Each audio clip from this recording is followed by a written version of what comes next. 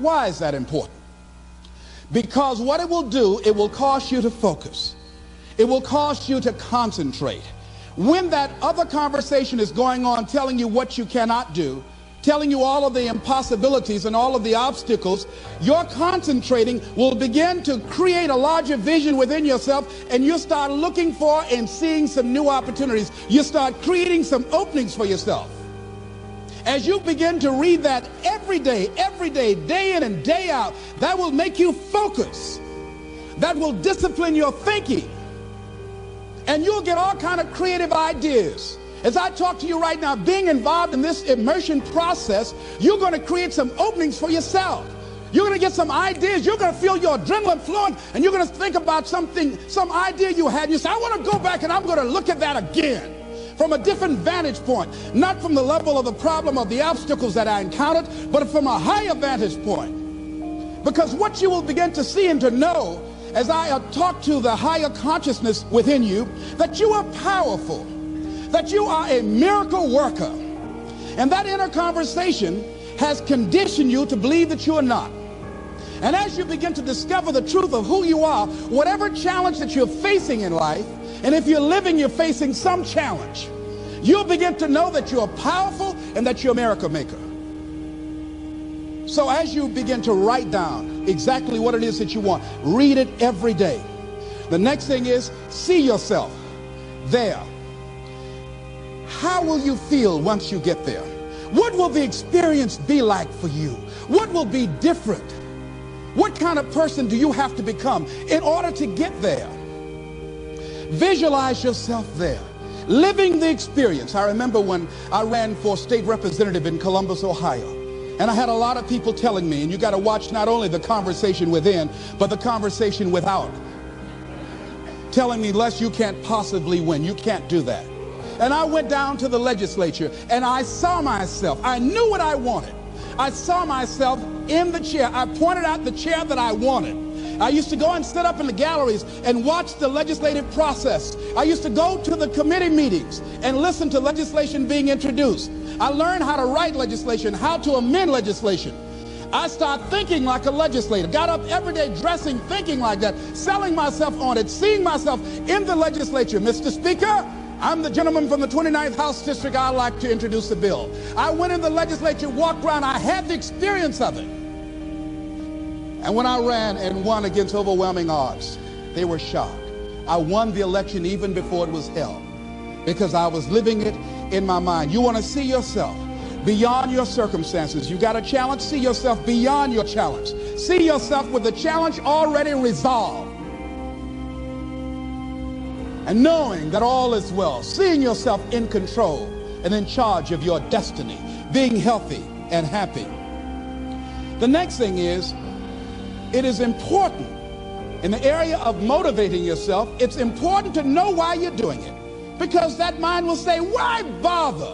Why go through all this? This is too hard. No, throw in the towel. It's not worth it. Has it ever said that to you before? Here's how you can handle that. Here's how you override that. Write down 5 reasons why you deserve it. Why do you deserve what you want? Why you? Why do you deserve it? What meaning and value will it bring to your life? What's so different about you that you deserve your goal or this goal? And when you write down those 5 reasons, when you have some down moments, and you're going to have them, when that conversation starts talking to you and it's going to talk to you, what you will do is you can pull that out and read it, and it will build you up. It will be your rod and your staff to comfort you through some challenging moments, because you're going to have some. Life will knock you between the eyes. It will catch you on the blind side, come out of nowhere, stuff you can't anticipate. That will knock the wind out of you. You want to give up. That's why it's important for you to work on yourself, listening to tapes, building yourself up, talking to yourself with power, feeling, and conviction, building yourself up day in and day out, because it's coming. I guarantee you, life is just waiting. Oh, he's doing good now, huh? Very good. I remember I had an experience. I was pursuing my dream. And that's why you have to work on yourself. You don't know what's going to happen. And I was telling people, I had this big rally I had to do. It was 5,000 people there. And I said, you must work on yourself. If you want a larger vision, you've got to empower yourself continuously, because life will catch you on the blind side. And after I finished my speech, I got a rousing standing ovation. And I went and called the young lady that I was dating at the time. I said, hey, guess what? I said, they love me. I got a standing ovation. And they were chanting, we want the motivator. We want the motivator. I said, listen, we want the motivator. Do you hear? She said, yes. Les, I need to talk to you. I said, well, wait a minute. You're talking about tough. I was getting off, and I'll be home soon. Les, I heard a voice in the background. Hurry up and tell him. Who's that? Les, you've been gone a lot, and there's somebody else. What? And they came in. Les, come on, Mr. Motivator. They want you back out there. Wait a minute, hold a minute. What'd you say? I'm sorry, there's someone else. I heard the voice say, hang the phone up. Come on. I say, wait a minute. I say, hey, Motivator, come on. They want you. Can't you hear them cheering? I say, okay. I say, when you working on a larger vision, I say, you got to really work on yourself, because life will catch you on the blind side.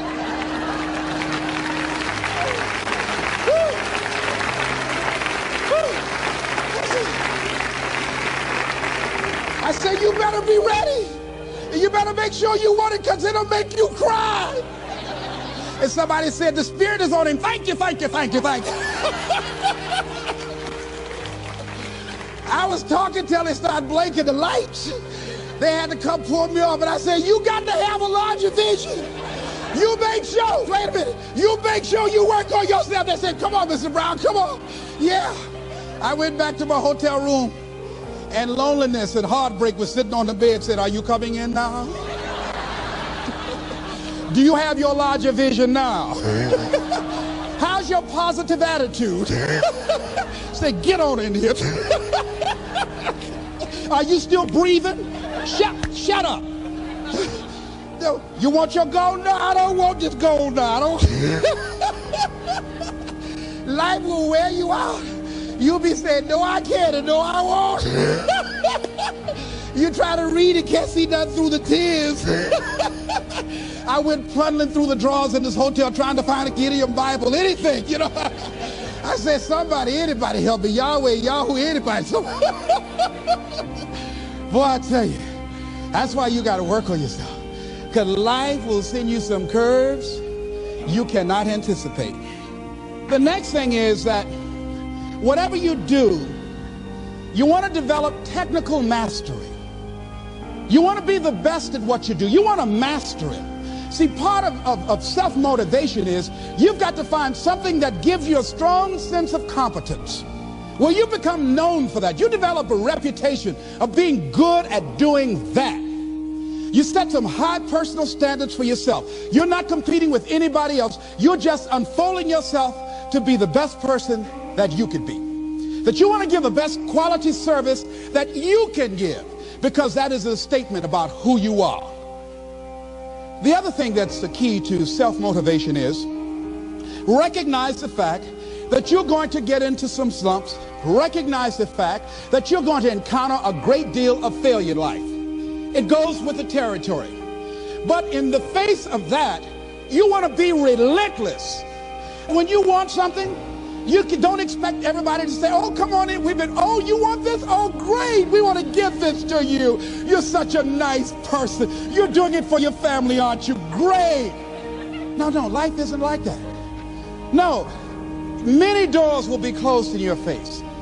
Many loans that you will want. And they'll say, no, you don't have enough collateral. You don't have enough credit. And most people will give up.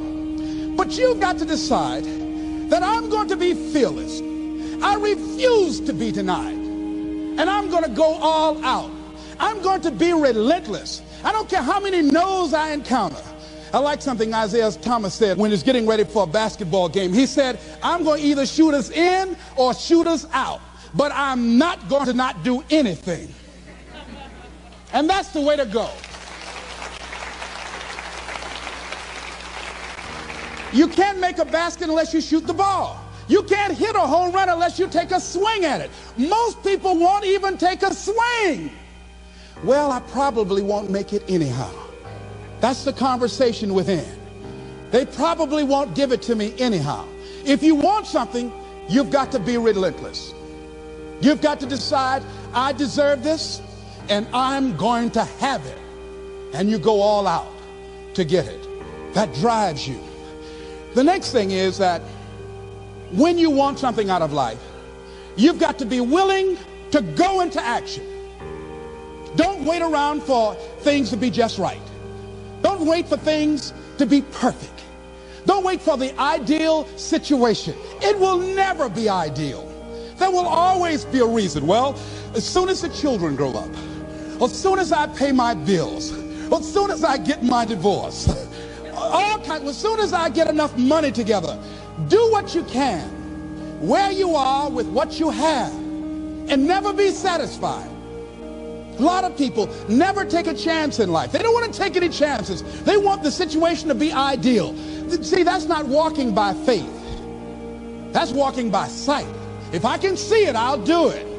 No. A lot of people say, if I can see it, I'll believe it. No. If you believe it, you can see it.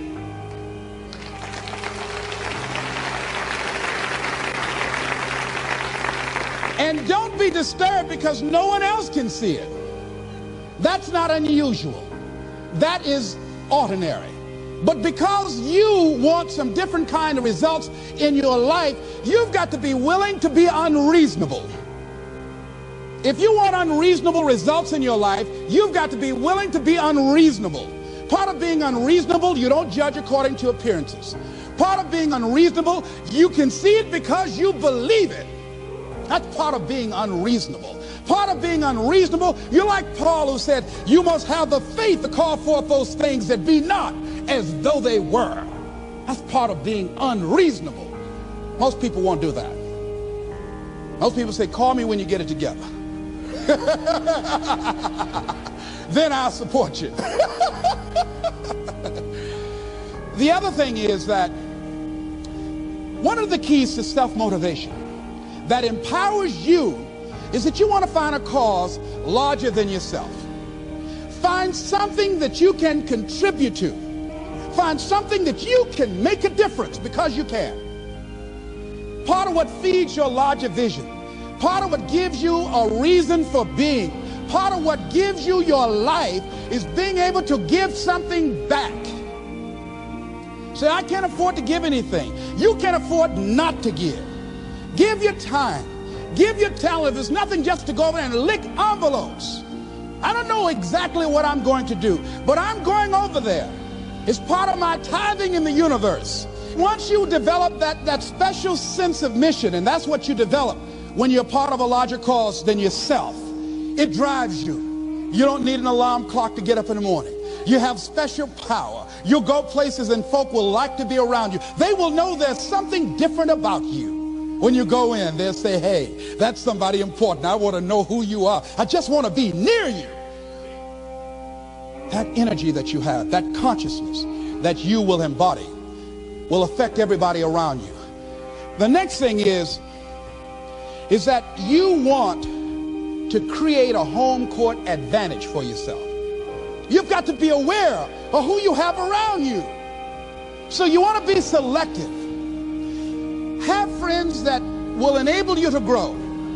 I have friends that help me to grow spiritually. These are my spiritual friends. I talk spiritual stuff with them. I have some other friends who are just intellectual friends. They make me grow intellectually. They make me stretch. I have some professional friends. I'm a member of the National Speakers Association. I get together with other speakers and we learn from each other and we grow from each other. I have other friends who are just social friends. All we do is just socialize together. We'll look at a basketball game together or go out dancing, but that's all we can do. We don't talk anything serious, nothing spiritual, nothing intellectual. That's not that kind of relationship. Nothing heavy up in here. Have other friends, we walk together. That's all we can do, walk together. Talk about it, we're going to lose weight one day by and by for good, all right? That's all we do.